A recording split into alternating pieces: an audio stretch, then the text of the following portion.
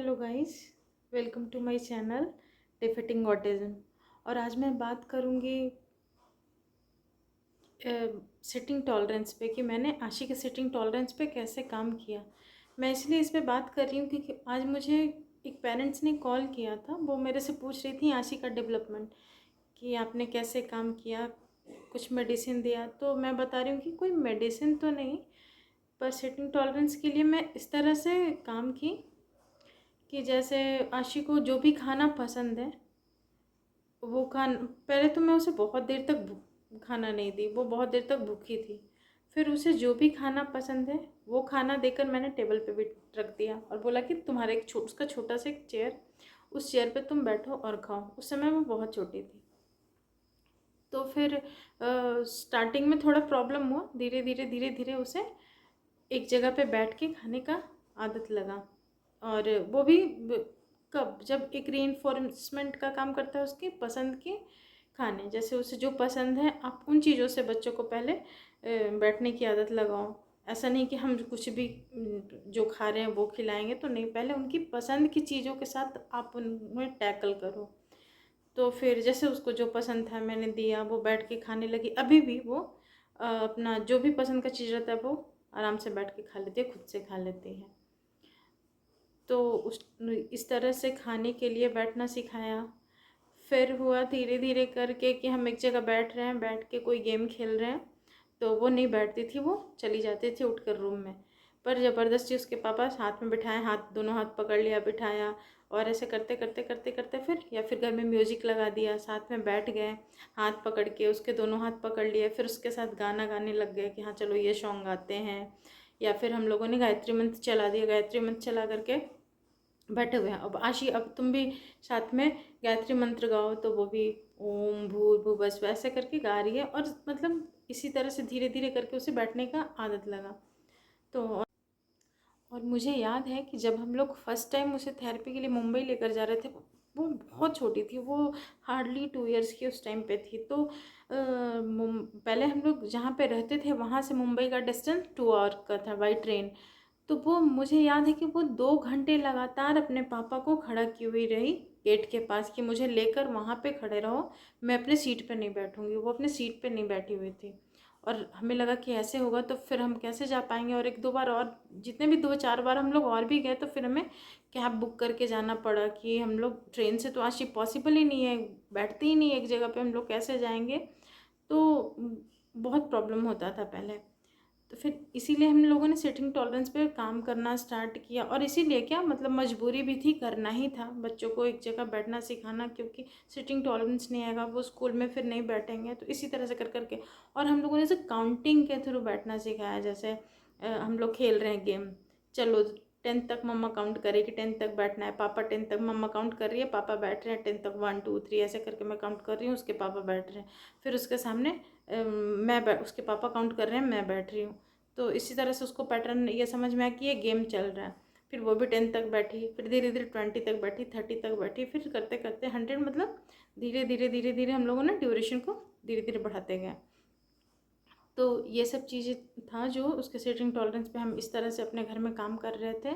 और फिर वो जो थेरेपिस्ट लोग भी बताते थे, या फिर बहुत, मैं यूट्यूब चैनल ये वगैरह, गूगल सर्च ये सब भी करते रहती थी, तो उस सब में भी कुछ कुछ ऐसे चीज़ें थे जो हमें समझ में आता था। जैसे वो हमें दे देते थे कि एक माला पिरो आप, या फिर बैठ के एक होता है ना कि बच्चों से एक एक करके कॉइन काउंट करवाओ, या फिर कुछ ग्रेन्स हो, जैसे चना हो गया, मटर हो गया, कुछ भी, कि एक एक करके बच्चे उसे गिन गिन करके हटा रहे हैं और एक बॉक्स से दूसरे बॉक्स में डाल रहे हैं। तो ये सब होता है। एकदम ही स्टार्टिंग में नहीं होने लग जाएगा कि बच्चे आपको, आप बोल रहे हो और बच्चे कोऑपरेट कर देंगे, नहीं। पहले 2 मटर ही अगर उसने डाला बैठ के, तो आपके लिए वही एक अचीवमेंट है। फिर 2 से 5, 10, 20, 25 ऐसे करते करते बच्चे अपने उस, आपके उस टारगेट पे वो पहुंच जाएंगे और इस चैलेंज से वो बाहर निकलेंगे।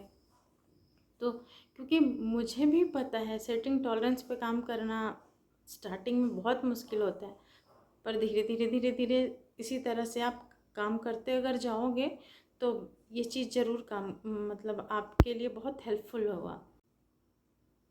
और हमने और हमने कोई थेरेपी भी नहीं लिया, क्योंकि थेरेपी का बहुत ज़रूरी होता है, अर्ली इंटरवेंशन बहुत ज़रूरी है बच्चों के लिए।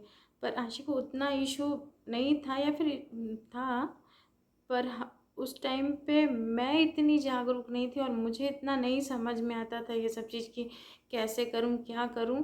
तो ये सब जैसे जैसे मैं, होता है ना कि लोगों से जैसे जैसे सुना, जैसे जैसे समझ में आया, वैसे वैसे हम अपने चीज़ों पे काम कर रहे थे। और जब मैं सेंटर गई तो मेरे को लगा कि यहाँ पे मतलब वो जो कर रहे थे सही कर रहे थे, पर वो जो भी चीज़ कर रहे थे उतना मैं पहले ही से घर पे करती थी। जैसे वो जब 2 साल की थी तभी से उसको आए क्यूब एक जगह पे बैठा के उस तरह का टॉयज लाना जिसमें शेप एंड साइज बना हो, और तुम चलो उसको उसमें डालो, इस तरह से कर कर के ये सब पैटर्न था जो बच्चों को सिखाया जा रहा था बैठने के लिए। तो वो सब पहले ही से हम लोग काम कर रहे थे, और हमारे लिए इतना पॉसिबल नहीं था, क्योंकि सबको पता है ये थेरेपी वगैरह बहुत एक्सपेंसिव होता है, और हर एक के लिए इतना पॉसिबल भी नहीं है कि अगर आपके पास सब कुछ है तो फिर आपके पास उतना टाइम नहीं है कि, अब मेरे पास इतना उस समय नई फैसिलिटीज़ था कि मैं जहाँ रहती थी वहाँ से मैं मुंबई लेकर जाऊँ, और जहाँ मैं रहती थी वहाँ पे मुझे उतने ढंग के थेरेपिस्ट नहीं मिल रहे थे। जहाँ मैं बहुत सर्च कर रही थी पर मुझे नहीं मिल रहे थे, तो हम लोगों ने अपने घर पे ही इस तरह से काम करना शुरू किया था। और भी कुछ कुछ सोसाइटी में एक आध लोग और भी थे जिनसे हमें बहुत मदद मिली थी। वो अपना एक्सपीरियंस हमसे शेयर करते थे कि मैंने अपने बच्चे को कैसे किया, कैसे सिटिंग टॉलरेंस आया, कैसे स्पीच आया। उन लोगों से भी मैं, मतलब होता है ना कि आपके सराउंडिंग में अगर कोई वैसा आपको मिल जाता है, तो वो लोग भी मेरे लिए गाइडेंस का काम किए, और उन लोगों से भी मुझे बहुत पता चला। इसीलिए मैं ये इस चैनल पे ये सब बातें रखती हूँ, और ये चैनल भी इसीलिए बनाई हूँ कि मेरे से भी किसी को कोई भी एक तरह का भी हेल्प मिल जाता है तो मेरे लिए बहुत बड़ी बात है। क्योंकि मैं जानती हूँ हम जैसे पेरेंट्स के पास कितने क्वेश्चंस होते हैं, दिमाग में बहुत सारे क्वेश्चन होते हैं, हम समझ नहीं पाते हम किन से शेयर करें, किससे बात करें। जैसे अगर कोई पेरेंट्स है उसका बच्चा थोड़ा इम्प्रूवमेंट में है, जो इस तरह का सिचुएशन झेल रहे हैं, तो हमारे पास लॉट्स ऑफ क्वेश्चन हमारे माइंड में होते हैं। कुछ हम पूछ पाते हैं, कुछ हम नहीं पूछ पाते, कुछ रह जाता है दिमाग में, फिर लगता है अरे नेक्स्ट टाइम हम पूछ लेंगे, मेरे पास ये पूछना था मेरे को, ये तो मेरा रह गया। तो इसीलिए मैं ये चैनल बनाई हूँ कि हम लोग साथ साथ एक दूसरे के साथ साथ हम लोग सभी सीखते जाएंगे। एक दूसरे के एक्सपीरियंस से मुझे सीखने को मिलेगा, मेरे एक्सपीरियंस से आप लोग को सीखने के लिए मिलेगा। जो लोग भी इस चीज़ को फेस कर रहे हैं उनके लिए ये चैनल है। और मैं हमेशा देखती हूँ इस तरह के जितने भी जैसे थेरेपिस्ट लोग का होता है ये चैनल, तो मैं देखती हूँ कि इतने सारे कमेंट्स रहते हैं ना पेरेंट्स के, मतलब ईगरली वो कमेंट करते रहते हैं, पर उस पर मैं कभी मतलब रिप्लाई होता भी है, लेकिन ज़्यादातर मैं देखती हूँ कि रिप्लाई नहीं जाता है।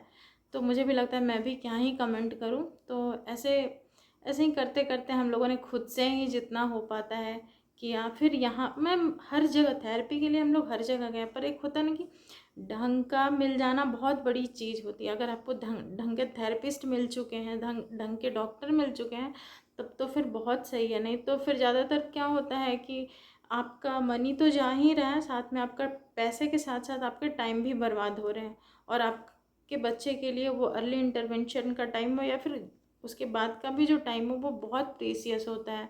तो और हम सोचते हैं कि हमारा थेरेपी से काम हो रहा है, हमारे डॉक्टर से, पर ऐसा नहीं कि सभी थेरेपिस्ट या सभी डॉक्टर का काम अच्छा नहीं रहता। बहुत लोग का काम अच्छा भी रहता है, पर कहीं कहीं होता है कि हम गलत जगह पे फंस जाते हैं। तो उन सब चीज़ों के कारण मैं ये चैनल बनाई हूँ, और मेरे को बस और बस यही चाहिए कि किसी को अगर मेरे इस चैनल से 1% का भी हेल्प मिल रहा है तो I am grateful for that. और मुझे भी आप लोगों से हेल्प चाहिए, मेरे आप लोग के साथ साथ मुझे भी चाहिए, क्योंकि हम लोग सबका जर्नी एक ही है। Okay, bye bye.